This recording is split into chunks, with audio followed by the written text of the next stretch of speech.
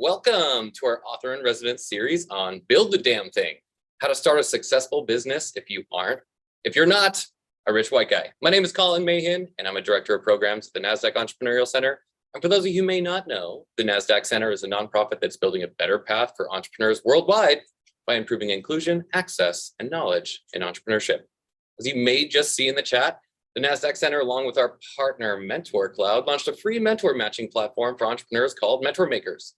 You can create your own advisory board to guide and inspire you with in-the-moment mentorship from topic experts and professionals dedicated to providing exceptional mentorship to entrepreneurs across all races, industries, and geographies. So find or become a mentor today by using that link in the chat. Mentorship matters to all entrepreneurs. We know this. Their success is dependent on it. Quick housekeeping. We're going to open up for live Q&A near the end of the event, so please submit those questions for us and our speaker in the Q&A function at the bottom of your screen throughout the presentation. We'll try to get to them all. Now, none of what we do here at the center could be possible without all of the amazing support from our sponsors, including NASDAQ, Lehigh University, Bank of the West, Airbnb, KPMG, Wilson Sonsini, Woodruff Sawyer, BPM, and HubSpot. We're grateful and humbled by their contributions. Now, during these, in so many ways, unique times, we're curious on how sentiment is among the entrepreneurs that we work with. So before we get started with our discussion today, we are curious, how are you feeling about your business right now? We know times are tough for entrepreneurs, regardless of what's going on in the economy, but we do use this information to help develop the wellness and support systems that we provide for you, the entrepreneurs that we serve. So thank you all for voting. I'm going to leave this open for another moment or so. Looks like optimism is in the lead. All right, well, I'm going to end this poll. Thank you all for sharing. Optimism is in the lead, but totally understand that there's some anxiety out there, a little bit of survival mode, and a little bit of fear as an entrepreneur. Well, hopefully this discussion today that I'm excited about will help alleviate some of that anxiety and some of the sentiments. So without any further delay, please join me in giving a warm welcome in the chat to our special guest. Kathryn Finney is the author of Build the Damn Thing, How to Start a Successful Business If You're Not a Rich White Guy, and the managing general partner at Genius Guild. Kathryn, welcome. Thanks for having me. I'm so excited to have this chat. I am very excited for this conversation.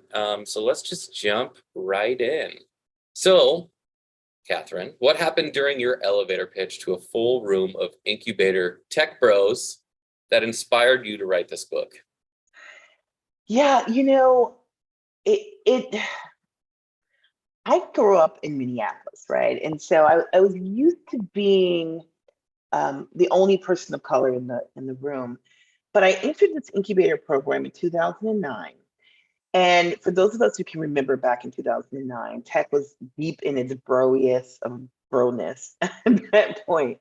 There were very few women. There were very few people of color who were really in tech, not only just as employees, but also as founders.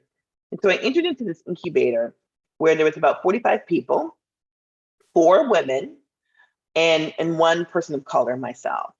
And it was the first time I'd ever been in a situation where people had no expectations, not low expectations of me, no expectations. And I'm a lifelong overachiever. And so it was really shocking for me to be in this space.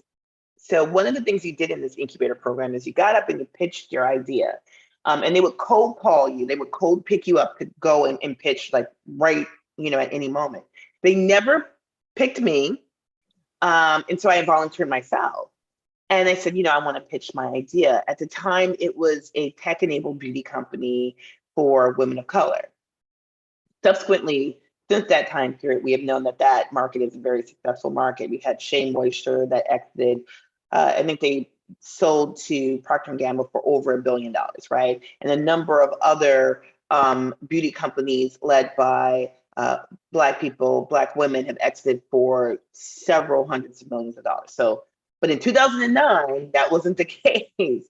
And so I did this pitch and I was feeling really good and I knew all my numbers. I knew my customer acquisition costs, I knew LTV. I was like jazzed, I knew it all. And the first question that was asked of me wasn't about any of that. It wasn't challenging me on my market research or anything to do with like business. It was a statement. It wasn't even a question. And it was, I don't think you can relate to other Black women.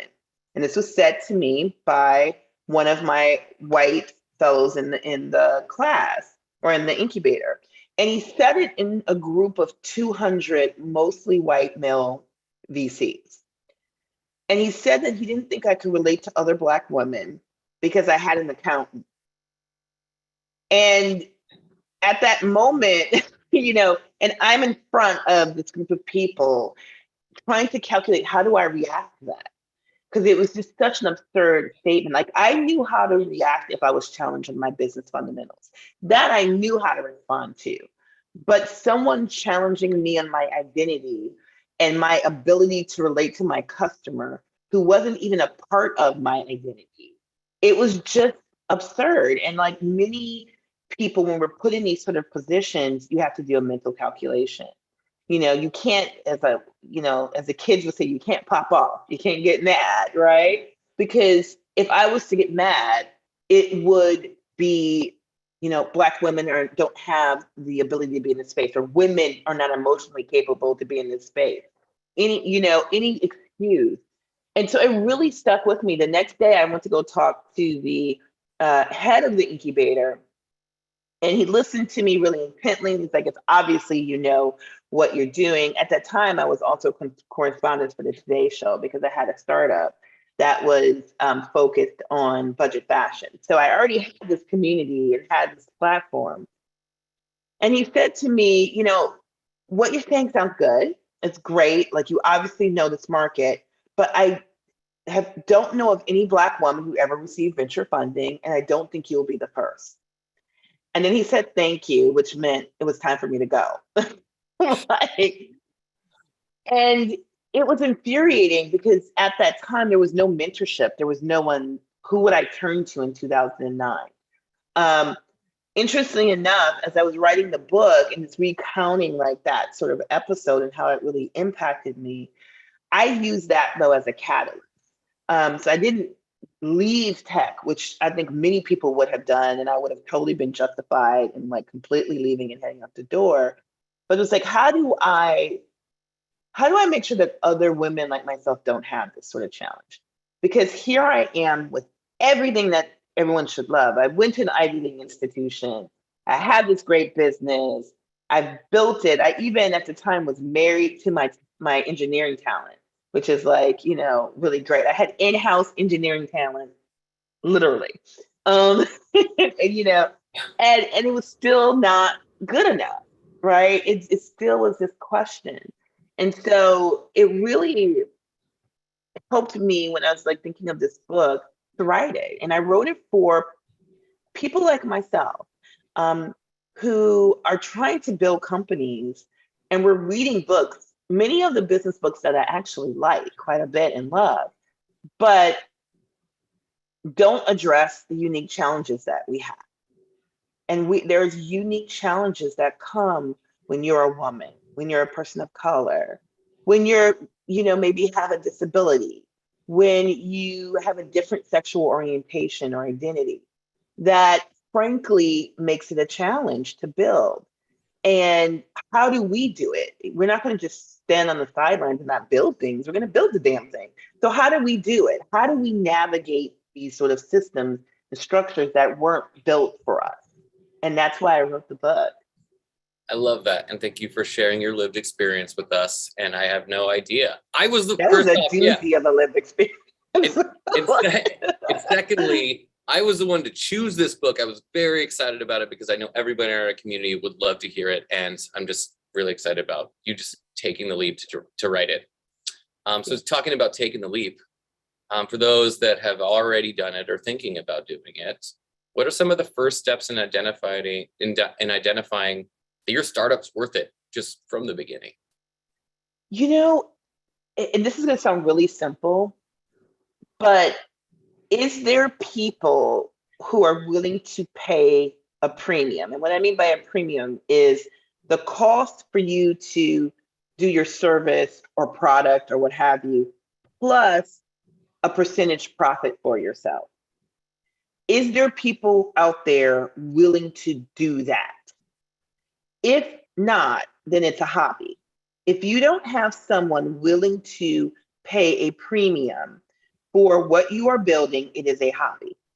And I have learned that the hard way. Like, it's a hobby and or a nonprofit or social enterprise, but it's not a for-profit business. And that's one of the hardest things I think as an entrepreneur is to realize with your great idea may not have a customer who's willing to pay the premium it takes to really do it, right? And then what do? You have an option of continuing to do it as a hobby. Maybe you love it. Maybe, it's not the way that you're going to generate revenue or income for yourself, or you have a chance to pivot and maybe think of something new. But that's really the like kind of fundamental. And your family and friends are not your customers. They're not. They're not. They're not it. They want you to win. And many times will buy your product because they want you to win. You need people who do not care anything about you personally to buy your product. Then you have a business. Not the people in your family who are like, we want to see you succeed and things like that, which is great. Like, people who don't care about you. If they're buying, don't know you, don't have any connection to you, and they're buying your product, then you have something there. Kathryn, my jaw hit the ground because I always say, don't ask your friends or your mom if you have a good idea because they love you. And they're going to ask you for it for free. So the fact that too. Yeah, they don't want to pay for it. So, wow, we're kindred spirits. I was just like, wow, you just have the best The advice. number of family members who have, not my close family members, who have asked for a free copy of the book. And usually what I do when I see someone has a comment on it, what I say to them, they're like, oh, how can I get a copy of the book? That's instead of saying I want a free copy, it's always how can I get a copy? And I was like, you know what? I'm going to text you right now the link to Amazon.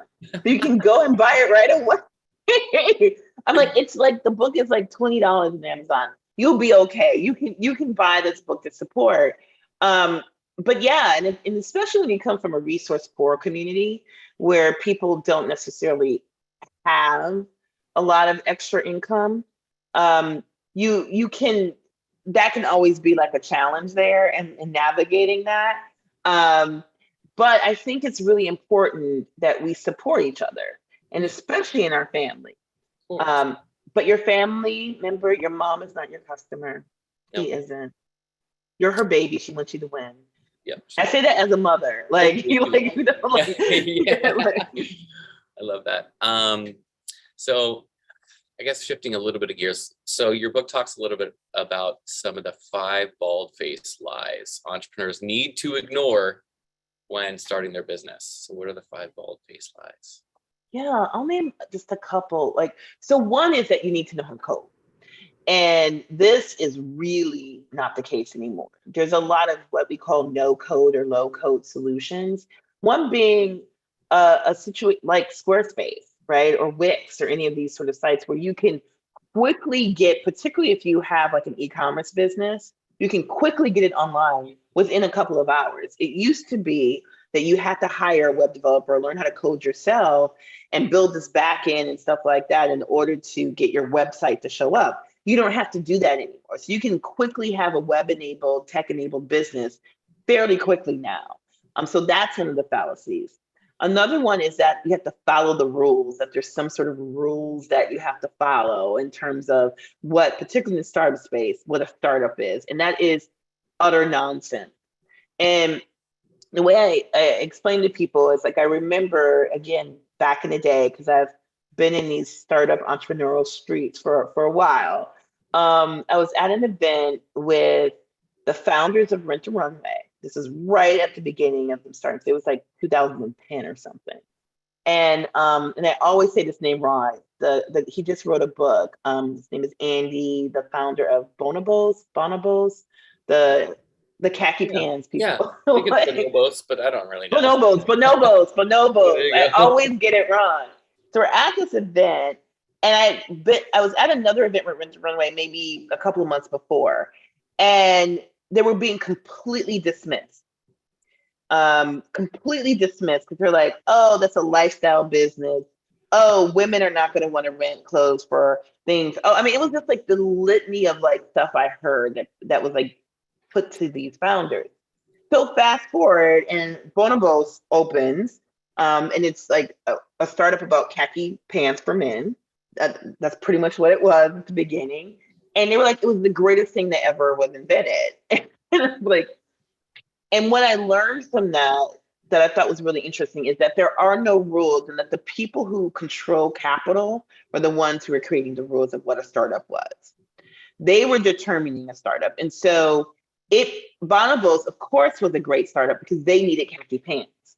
But for them, it wasn't a pain point, which is something I talk about in the book. It wasn't a problem for them needing to get a new dress every week to go to the umpteen galas and events that you need to go to when you're trying to raise money or you're an entrepreneur. It wasn't a pain point for them. So they didn't get it. So they didn't see a need to invest in it. And so, and it wasn't until women investors came along who saw the pain point, or women partners at these funds saw the pain point, and then it was like, aha, now we get it. And so there's really no rules. And I think that's really important for us to know. I think another one is that you have to go to an elite institution in order to build a startup. And that's just simply not true. Jack Dorsey, who's the founder of many, many things, including Twitter, went to Missouri Institute of Technology, which he likes to call the other MIT. And like, so you don't have to be that. Steve Jobs, who's like the ultimate, the grand poobah of tech bros and the startup world, did not go to an Ivy League school. He did not go to Stanford. He went to a small college in Oregon, and before that went to community college. So this idea that you have to have this sort of elite pedigree in order to build a startup is simply not true. Love that. And shout out to City College. I went there too. Let's see. So I really love, we talk about this at the center all the time, and I really love this next question. So why is it important for entrepreneurs to perform self-assessment to recognize their core values and define what constitutes a violation of them? Yeah, entrepreneurship is hard. It is, many people would say it's kind of irrational to be an entrepreneur. I say that as a lifelong entrepreneur. And there's going to be a point in which you're going to be challenged because it's so hard, because you're going to need to raise funding, because you're going to need to figure out the next step, because you're going to need to make that hire. And it's important to figure out what the line is for you. What are the things that you firmly believe in before you get to that point? Because it's going to help you make a lot of great decisions in terms of who you hire, who you fire, whose money you take. Not all money costs the same. Some money is really expensive. It's going to help you make all those decisions. And if you figure it out at the beginning, when you're in that crunch point, it's going to help you more rather than trying to figure it out as you go along. And I often think of, the Dave Chappelle story. Dave Chappelle, the comedian who, had a $15 million opportunity with the Comedy Central, the contract, continue the Chappelle show. And he felt that for whatever reason, it wasn't right? It just wasn't right for him. And he reflected back on something his dad said to him right before he started. And he was like really young. He was going away to New York to become a comedian. His dad said to him, figure out your line now. Figure out the line you won't cross now. And he said, and figure out the cost and what you will pay and what you're willing to accept. So that, and you figure it out now so that when you get to that point, you know it. And I always think of that for us as entrepreneurs. Figure it out now. Figure out the line you will not cross. Figure out your core values and what you will take and what you won't take and what you can handle and what you can't handle. So that when you're challenged, because you're going to be challenged, I guarantee as an entrepreneur, you're going to be challenged. You're going to be challenged a lot. That the line you won't cross. You know it. Yep. Hence, I think that's super great advice. And shout out to Dave Chappelle, great guy. Let's see, what are some of the key ingredients of a great founder? I mean, you talked about not being willing or knowing where not to cross the line. But what are some of those key ingredients from your perspective? Yeah, I think one of the key ingredients, I think, is definitely sort of potential.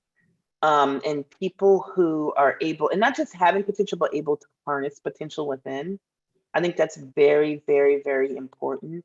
I think also a sign of a great founder is someone who's able to work through it. And what I mean by that is sometimes as an entrepreneur, you just got to do the work. Like, and I meet a lot of entrepreneurs as a venture capitalist, and now on the book and on the book tour, I meet a lot of founders who will come up to me and be like, I have this great idea. And I'm like, okay, cool. Like, show it to me, right? Because you're literally meeting with an active investor. This is your opportunity to like do a pitch. And they would say to me, no. I can't meet. Like, or one person actually said, I need you to sign an NDA. And that's like a guarantee not going to do it. And the reason is that there are very few original ideas out there. Is that most of it is about execution. And so a great founder knows how to execute what they're doing. And they understand that somebody else probably has the same idea somewhere. I'm probably not the only person that has this idea, right? But what I'm going to do is like, I'm going to execute the hell out of it. It's going to be so well done that my version of it is going to rise above all the others. And so it doesn't really matter if there's other people sort of with the same idea. My idea is going to be fabulous and amazing. And great founders understand. They understand that. Another thing, great founders pay attention to their mental health. Because this process is hard, because it's irrational, because it's a marathon and not a race. You need to have a great foundation within and really work on that and understand what your triggers are and understand the things that bring you joy, that you can tap into that because you're going to need it on the path to doing this. You're going to need that sort of support. And great founders recognize that. Super sound advice. All right. Let's get into the meat of the discussion, which I'm looking forward to it. So bias, unconscious or otherwise, is real. And as a result, why do BIPOC and female entrepreneur hopefuls need to build their own rules of funding and investing? You've been through this. So as a venture capitalist, I can tell you the structure is very weird. And I've also have learned that people invest in things they can relate to. And if you have one asset class that is overwhelmingly one group, that group is going to invest in what they relate to. Very similar to my experience in the incubator program. And so building alternative networks and alternative ways of financing is going to be super important to be able to at least temporarily navigate around sort of these established asset classes and asset structures like venture capital or even angel, which is a lot more diverse in venture.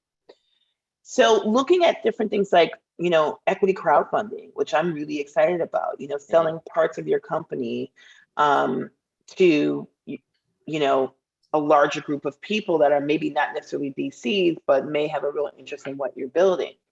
And that's tapping into your own network. And so that has nothing to do with whether or not you can get a meeting with a VC. That's really gathering your network to become owners, investors in your company.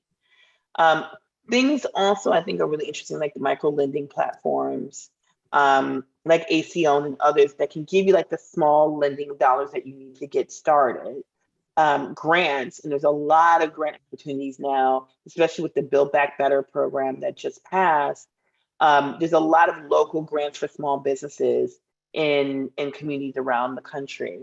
And then there's also things like revenue-based financing, which is starting to get really popular. And essentially what that is, and I'm simplifying all of this because some of these things are a little more complicated, but basically it is you get a sort of loan investment that is directly in relation to your revenue. And you pay it off over a certain part of time. If you, in that meantime, raise a round of equity funding, traditional equity funding, right? Either as a SAFE or Series A or whatever, that loan converts into equity instead of a loan. So it's kind of like one of the instruments you hear a lot in the startup world is convertible notes. It's kind of like a convertible note, but on steroids, or like a mashing of convertible notes and also like a true equity round. And there's some startups, particularly those that have quite a bit of revenue, that are looking at like those sort of ways of financing. And that's a great option if you have a lot of existing revenue. Um, and then, there's the traditional bank loans, but I think we all have kind of moved on from that because it's so hard to get. And you have to put up your personal capital, which is something I just don't believe you should do, particularly if you come from a resource poor community. It's just too risky for you to put up your own capital like that. And so those are some of the different ways. Also, if you're a person of color, we are often belong to large communities, right? Like, we belong to mega churches. We maybe have a very large family. We have these communities that we can also tap into for funding resources that I think sometimes we don't think of as opportunities too. So I would encourage everyone out there to look at those as well.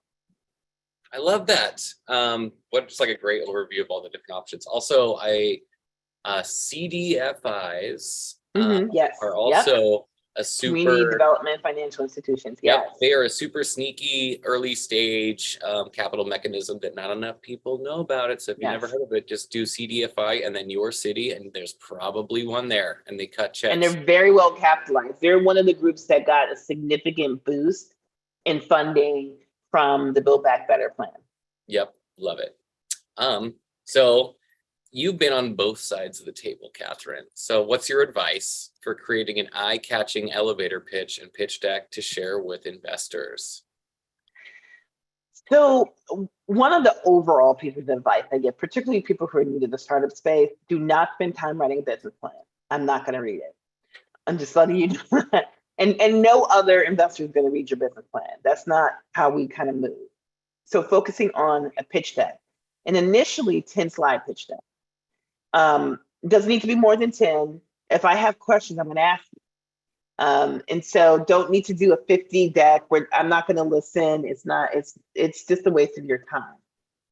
In terms of an elevator pitch, I think it's really important to understand who you're talking to and understand their background a little bit and understand what gets them excited. And one of the ways you can find it out is, Twitter is like the VC hangout. So if you're looking for an investor, you will probably find them on Twitter somewhere. And you can kind of go through their tweets and see like what kind of gets them excited, like what's their jam. Mm-hmm. So for me, if you're pitching me, and again, another thing I would say, keep it short. It needs to literally be an elevator pitch, the time it takes for you to go a floor in an elevator. That means it needs to be 10 to 15 seconds.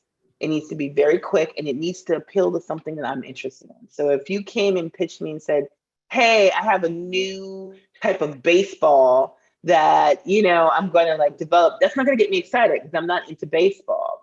But if you said, hey, I have this great health company that is rethinking vaccine distribution, I'm going to be really, really excited from that. I'm going to want to hear more about how you're going to do that. So really understand who you're talking to. Keep it very short. Your goal as an entrepreneur is always to get to the next meeting. You don't need to have all of it in this meeting. Your goal is to keep them coming to the next meeting, next meeting, next meeting. That is your goal. And so you don't need to tell me everything at once. It's tell me enough and get me excited. And then I'm going to ask to have a meeting with you so we can sit down and talk about more. And in that meeting, keep getting me excited. Then the next meeting, and I think that's the way you really kind of do the pitch and get us excited. Oh, I love that advice. And yeah, I guess from what I've seen and heard, and you're much smarter than me, Kathryn, but is keep it simple. Everyone is technology based and understand. And I hear AI and machine learning like 5 times a day, but make sure that a 6-year-old can understand it, because VCs aren't AI and machine learning professionals. No, keep it simple. What is it? Keep it simple, stupid. Seriously, and also realize that we hear, thousands of pitches a year. So keeping it simple and focusing what it is that we're interested in, it just really helps you cut through a lot of the page. I love that. So what are some of the first steps entrepreneurs can take when searching for funding, and how can they decide when and when not to accept that money? You mentioned this earlier about not all money is created equally. Not all money is created equally. Some money is very expensive. One of the things I think is often kind of not discussed enough when you talk about the startup world is the difference between a startup and a small business. And the reason why that's important is that that will help you determine what type of capital you need, the type of capital you go after. So a startup is being built to be sold or to be listed on the initial public offering on one of the stock markets, which is essentially being sold, but being sold to the public versus being sold to a corporation. That is how someone like me gets a return. I don't get a return from my investment because my capital is long-term patient capital. I don't get a return from my investment unless you have this positive event, unless you get bought and or you get listed. So if you take my money, that's what I want you to do, right? And I think a lot of entrepreneurs, they hear VC, they sound sexy and cool, but don't really understand what it is and motivates the VC. And that is it. So, we're not interested in creating necessarily a legacy company that you pass on to your kids. That's not what we're interested in doing. Startups are also high growth. The velocity of startup, it grows quickly, incredibly fast, right? And that's something to note, because if you have a small business, and small businesses are the lifeblood of our country, and they're incredibly important. And I think they have been kind of like, startup has kind of taken over from like small business. But small businesses is really how we run the country. Small business is, you may be happy with that single bakery in your neighborhood. That may be what you want to serve the customers in your local area. And you don't want to do 10,000 cakes a year. That's not what you want to do. You don't want to scale to eventually 1 million cakes a year. You are happy doing the 200-300 cakes you do each year. And that is fulfilling for you. And so that's what a small business is. As a result of that, you can look at types of funding that's maybe a little bit more long-term, types of funding that's not equity-based. So it would be loans. It would be some of the micro lending platforms. It could be grants. It could be CDFIs, the community development financial institutions. It could be places like that where the capital is going to be timed, meaning, you pay a loan off under a certain amount of time. And it's going to be often local, and it's going to be non-equity based. You're not going to have that pressure on you to make 10,000 cakes. The loan is how, the interest in the loan is how the bank makes its money. And I often find myself talking to entrepreneurs and explaining the difference. I'm not a bank. Like, I'm trying to get this sort of return. So if you're building a business where you only want to make 200 cakes a year, understand it's not going to interest me, because I'm not going to be able to get the return that I need in order to justify me investing in you. That's some great advice. And I mean, I think back to your values statement, it's really understanding where you're trying to go and where you're trying to spend your time to understand which one you are. Right? Yep. And so both are amazing and great. No one is better than the other. Yep, I know, of course. I mean, feeding your family is an amazing thing. Creating a legacy for yourself as a small business. I love the sandwich shop down my street. Yeah, exactly. So you talked about some of the top types of funding available to entrepreneurs, but how can builders decide? I mean, you went over this, but how can they decide at the end of the day which is the best for their business, and who do they talk to really understand that? I think, the people you talk to is definitely your customers, believe it or not. Understanding where they're at and where they're coming from, and looking for investors who kind of have some additive nature to the people that you're serving, your clients. I think also there's so many amazing groups out there for women and entrepreneurs and people of color entrepreneurs that you can join and get some advice, a lot of Slack groups as well. And I would ask other entrepreneurs what they think of an investor before bringing them on. It's often the best people to give you advice is other entrepreneurs. in terms of deciding which capital you take, it really is about the type of business you're building. Yeah. And that really is like the crux of it. And so if you're building this business that's going to move fast and it's the scale, getting a loan, which is going to take capital away from you, is not the right thing, because you need to take all this capital, you need to conserve it and preserve it through hires. You might need to hire a bunch of engineering talent. You might need to do some other things that are going to really push it forward and grow, and paying back a loan is going to be taking money out of that. And so it really is that, like looking at where you, it's looking at what type of business you want to build and asking other entrepreneurs. Love that.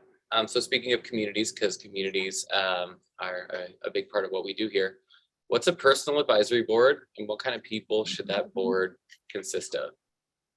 This is my favorite thing, because we all have advisory boards for our business, right? We all have like corporate advisory boards and things like that.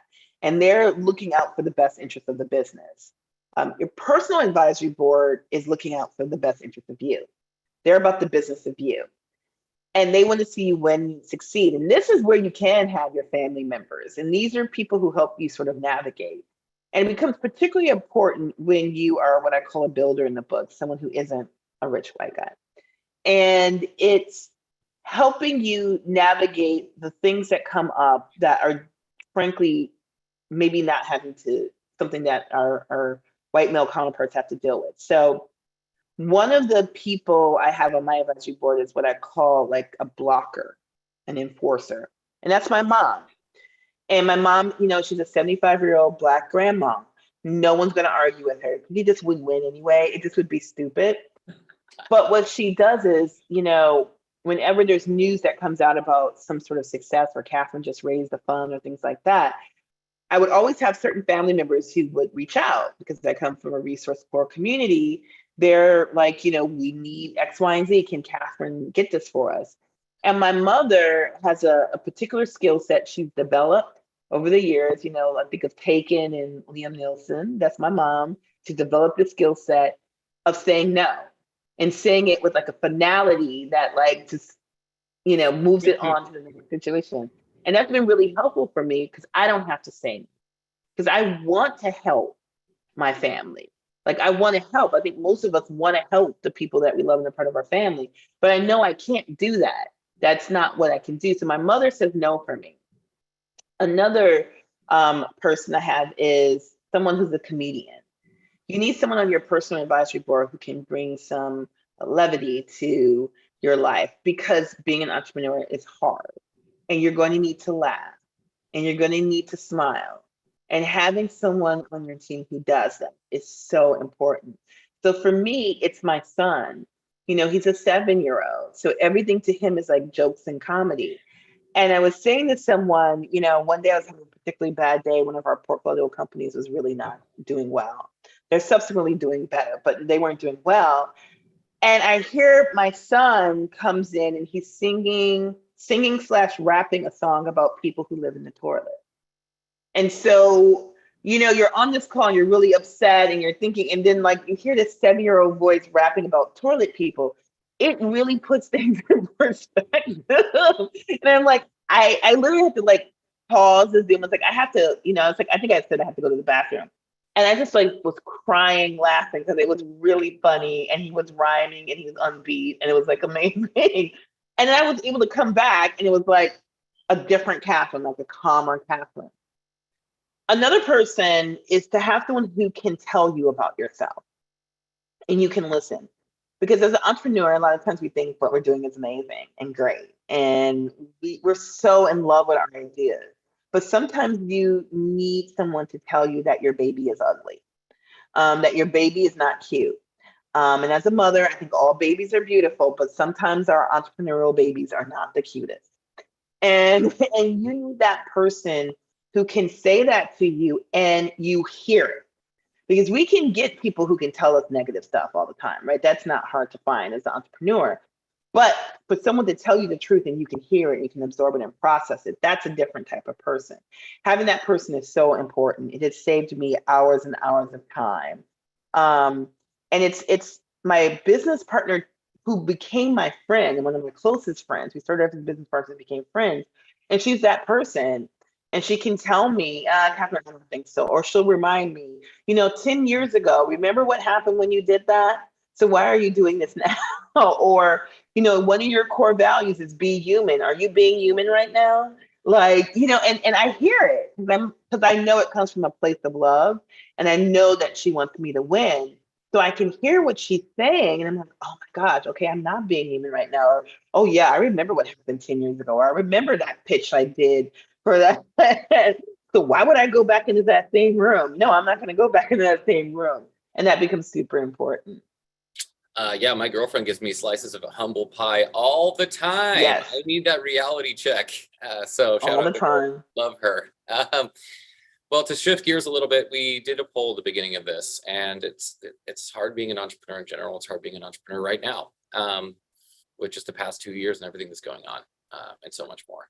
So how can stressed entrepreneurs focus on mental and spiritual health in ways that will help improve their business? We're going to end on a high curve on that one. Yeah. I'm so happy that we're now starting to have discussions about this, because I feel like for so long, we never talked about the mental health side of entrepreneurship and how to really make sure that we are creating this foundation for ourselves. And so there's a couple of things. Like one, as part of this sort of personal toolbox, you have your personal advisory board. The other is really figuring out the things that refill your tank, the things that really help you to continue going. So for me, it's swimming. And I can tell when I haven't swam for a while. Like I can actually feel it in my body. The thing I like about swimming is when you're doing anaerobic breathing, where you're blowing out through your mouth and or side breathing is what they call it in swimming. You can't overthink because you will swallow water. And so as someone who's always thinking, swimming forces me to literally not think of anything other than making my breath work and my strokes. Else I swallow water. And that has happened to me a number of times where I've been like in the middle of a lab and then like some thought comes in and is like, you need to write that report. And then all of a sudden, like I like accidentally swallow water because it's like, you weren't supposed to be thinking about that. You need to focus on swimming. And what's great about that is I come out after 45 minutes and it's like clarity. And I'm able to make decisions faster. I'm able to like move faster. And so figuring out what refills your tank and making sure that you create the space for it and literally put it on your calendar and tell people do not schedule something around this because I'm not going to it or I'm not doing it. And it's really hard as an entrepreneur to say that, but trust me, it helps with your mental health. It helps you like ground yourself. I think there's a tendency to feel like as an entrepreneur, you have to always be doing something. You always have to be running. You always have to be working. And what you find out is that taking an hour off, the world still spins. Like it's still spinning. Things are still going on. The seasons are still changing. That hour you took off didn't end the world. The world didn't end. Your world didn't end. Yeah. Go look at a tree. That's what I always tell people. Go look at a tree. Go outside. Get outside. Smell some air. Yeah. Oh, wow. There's so much more that I want to ask you about this, but there's a couple key questions before we jump into Q&A. So drop them into the Q&A box. But there's a couple others that I just can't miss asking you. And Kathryn, This has been an amazing discussion so far. So why do you encourage builders to act entitled and embrace failure as a part of the path to success? Yeah. So failure is a part of winning. And everyone who's ever succeeded has failed. I think that's really important to know. So in the book, I tell my favorite story. It's about Beyonce, because I love Beyonce.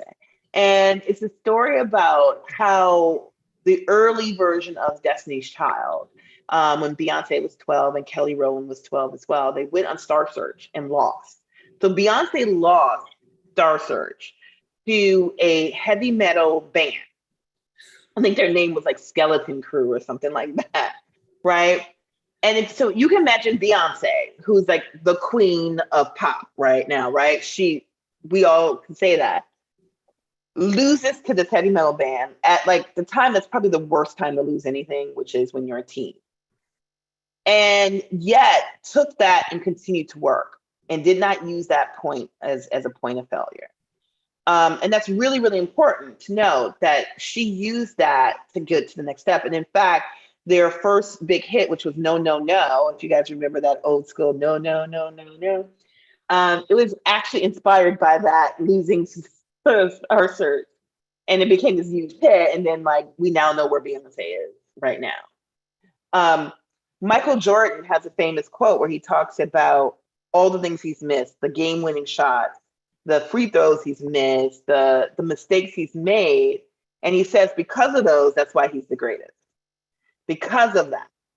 And so it's really important to understand and not let this fear of failure limit your ability to do great things. And that's really, really important. And when you are a builder and you don't have all the resources, as entitled than others, it can be scary to think in that sort of way, right? But we don't get to own our failure. When I fail, it's not, Kathryn is a bad person. It's, Black women can't do it. Much like when I was in the pitch, if I would have went off on the guy because I wanted to call him all sorts of names, but I know I couldn't because it would have been like, you know what, women aren't emotionally stable enough to be in this space, or Black women are angry. So that's why we shouldn't invest in them because they're too angry. And it would have been extrapolated, this personal moment of mine would have been extrapolated to a whole community of people. So we often don't get to own our failures and it becomes hard for us to do it. But in order to be great, we have to embrace that failure is going to be a part of the process and look at failure as not an endpoint, but as a data point. Like, what did I learn from this that I can then use to go to the next step? So it's not the end, it's just a data point that you can use as you move on and continue to build. Some great advice. Well, we've talked so much about your lived experience and your personal journey, but there was another, I guess, inflection point for you in the past couple of years. So how did the COVID pandemic and the death of George Floyd inspire the start of Genius Guild? So I'm from Minneapolis and I grew up and went to elementary school about 6 blocks away from where George Floyd was murdered. So when it happened and it was a pandemic and couldn't go anywhere, it was massive impact. I had family members, particularly my younger family members, who were heavily involved in the protest. Even the chief prosecutor is a family friend. His wife has done my mom's hair for many, many years. I mean, it was just like, if you can imagine this thing blowing up in your hometown in which all the people involved, it was incredible. And then the pandemic, being an epidemiologist by training, anyone who was in health or in public health knew that something was going to happen because our public health system had had such little investment over the years. I don't think anybody expected it to be this big and quite like what COVID turned into. But I was running my organization I founded called Digital Undivided at the time, and we had given out grants to founders that were in our programs just to help them get through that hump. Because if we remember in April 2020, everything shut down. It was like one day everything was open, the next day it was like, and as an entrepreneur, it's like, what the hell do I do? And then the PPP loans in the early days were just a horrible mess. And you could only get them if you had a private banker. And who has a private banker, right? Like really rich white guys, right? And a couple of those of us who are others. But like most people, regardless of your race or gender, do not have private bankers. So it was really, really hard to get the PPP loans. And so I took money from a vacation that we were supposed to have as a family. We were supposed to go to Alaska on a cruise. That was like the hotbed of COVID. The cruise was like the best vector for COVID at that point. I still don't think that ship has left. It's been 2 years later. It's like, I still don't think that's a vacation. And started the Dooney Fund. It was named after my grandmother, Kathryn Dooney Helm, who's a Black woman entrepreneur. We gave out these sort of low friction, small grants.